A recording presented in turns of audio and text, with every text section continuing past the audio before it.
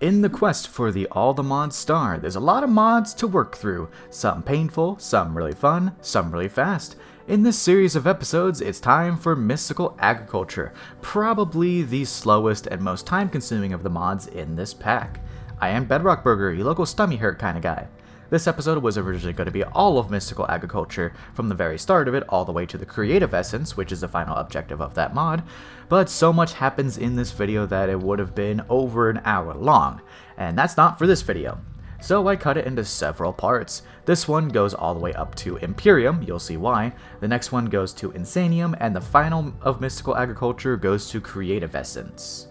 Of course, before we start, a small note of the series. Like last episode, I'll have the icon of the mod I'm currently working towards in the bottom corner. Also to hide my little recording thing. No idea why it's there. It'll be in the corner just like this. Like that. If the icon isn't there, then I'm just working on either normal progression stuff or just waffling on about nonsense. Most likely the waffling on about nonsense part. Subscribe! Starting off this episode strong, I remember I have autocrafting now for refined storage, so I set up a ton of things with autocrafting, except the processor smelting because I didn't know how to connect it to furnaces at the time, but I do now though, so it's okay, I set that up later. This will let me autocraft all the materials I would need to make storage disks in the future, among other things I'd add over time to the crafter. I then moved to create work. Even though I have the create world alongside this one, create is a necessity in this pack. I built a whole new building just for create and set up a basic steam engine. Just 4 campfires with 4 fluid tanks over it, and a way to pump water in makes an easy level 2 boiler. I did need lava for a plan I had to automate Mystical Agriculture, so I turned to Thermal Series and its Magma Crucible. It used power to break down different stone materials into lava, like cobblestone, deep slate, and obsidian. Obsidian's the best bang for your buck, but I didn't have much at the time. I pumped that into a fluid tank with a spout. But why did I need the lava? Train casings, you'll see. I made some grindstones using our incredibly slow mechanical crafters at spawn.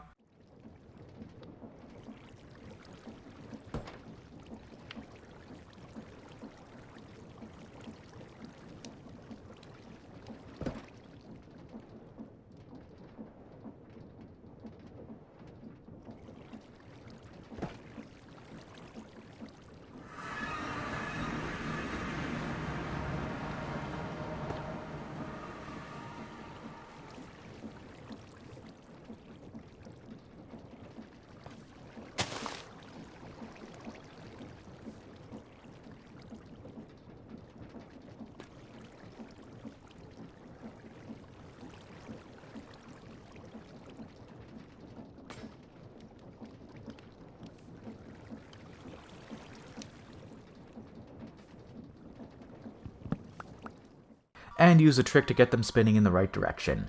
2 vertical gearboxes and a shaft is all you need. Slap down the vertical gearboxes on each side of a belt and put a shaft in between them. Then put the grindstones horizontal on the gearboxes. Boom, you have grindstones spinning the right way on the belt. Easy peasy. To make the train casings I needed, I ground up obsidian into obsidian dust, then spouted lava on it, pressing it twice afterwards. This makes obsidian plates, but they were still able to be used on brass casings to make train casings. Gotta love the seamless cross-mod compatibility. I also need some precision mechanisms for train stuff, so I made a simple setup for it. Is it simple? Yes. Is it the best I can make? Nah, too lazy. To set up for Mystical Agriculture, I made a new expansion to my bungalow in Creative, making a schematic for it to shoot out once I had the materials. It took quite a lot of time to gather the materials for it, so I went to do other things while gathering. Namely, Apotheosis work. I crafted the gem cutting table, which lets you upgrade Apotheosis gems, the salvaging table, which let you break down affixed items to get upgrade materials, a simple reforging table, which lets you reforge items to have Apotheosis prefixes, and the better reforging table. I used the top tier upgrade material, Godforged Pearls, to upgrade my Adamantium pickaxe. It now mined a 5x3 area among other buffs like extra experience gain and mining speed. While materials for the new building were building up, I used the /RTP command, since this is a server, to teleport randomly in the world. I then used the structure compass to locate an ancient city nearby. We did still need the Adamantium template for everyone. The ancient city I located with the structure compass actually did have suspicious clay, which I could use a brush on to get the template. To duplicate these templates, I needed 7 netherite ingots for 1 duplication. So yeah, I needed a lot of netherite. What's the best place to get netherite though? That's right, it's a square hole. Using the netherite sight potion, I was able to get over 8 stacks of ancient debris, so I made netherite ingots and used them to duplicate the template, gifting one to each other server member. Enough time had passed, so it was time to use the schematic cannon from Create to print the building that will house Mystical Agriculture. It ain't a burger video without a little montage, so let's get to it.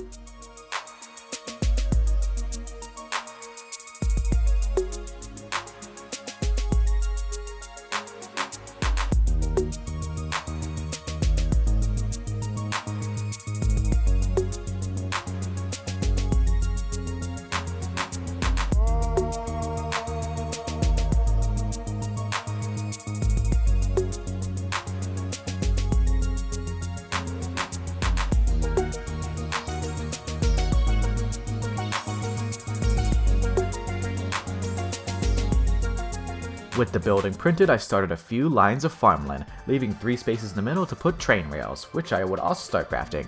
These would be used to, distraction. I went bastion hunting with another server member, which was really easy because of the jetpack.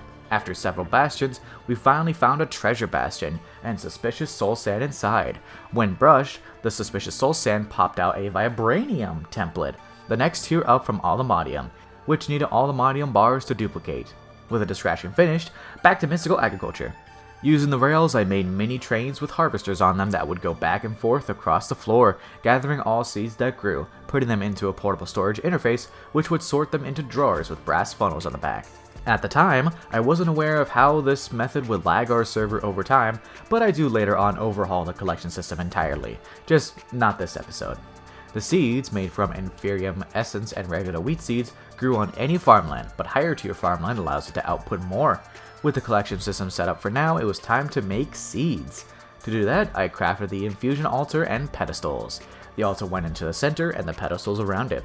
To make the material seeds, you needed prosperity shards to make the seed base, then follow the recipe in JEI to make the seeds that would grow into the essences. The essence that the seeds make could be crafted into materials. With tier 1 essence, Inferium, I made stone seeds, wood seeds, and dirt seeds. Looking ahead in progression, I needed to fight the Wither, so myself and a few other server members fought several Withers. I got my own star, but one other server member wanted our help in one of the final steps of Botania, the Gaia fight. He had been working on Botania for quite some time while I'd been working on my own business in the bungalow. But the Gaia fight went pretty well, and we even did the upgraded fight for the dice thingy. We needed Gaia spirits for the star, so it was good that we did it then. Back to Mystical Agriculture, I crafted the Inferium Infusion Crystal, which will let me upgrade my essence from Inferium to Prudentium, or tier 1 to tier 2. I rushed a bit and went right into making the Prudentium Infusion Crystal, which would let me go from Prudentium to Tertium. I made Tertium essence, then went back to seed crafting. Fire seeds, air seeds, earth seeds, and water seeds. These will be used much later on to awaken different Mystical Agriculture tools and armor. I then crafted ice seeds and coal seeds, getting rewarded through quests with nature seeds and nether seeds.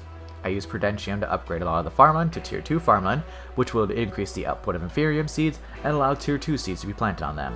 I then made dye seeds, which was really annoying to get. To get sidetracked, I worked on my power setup, upgrading to Spirited tier, which required me to put emeralds in the energizing orb to make Spirited crystals. I upgraded my thermal generator to Spirited, increasing my power output from 1680 FE per tick up to 4200 FE per tick. Pretty big jump, but not the highest I'd go. I'd go a lot higher, don't worry. Back into Mystical Agriculture, I made honey seeds, prismarine seeds, and was rewarded zinc seeds from the seeds. In this mod, there's also mob seeds, which you can get by filling jars with mob juice. There's 2 ways to do this. Either use a Soulium blade to kill mobs you need, or use a soul extractor. I went with the extractor because I'm lazy. I needed Soulium to make the jars that the mob juice went into. The Soulium is found in the nether in pockets of soulstone. With rotten flesh and the soul extractor, I was able to make zombie seeds. They grew essence that could be turned into rotten flesh. I then crafted the Tertium essence crystal and used it to make my very first Imperium, the tier 4 essence. To round out this episode, I used the Allthemodium template to upgrade my netherite armor into Allthemodium armor, which is indestructible.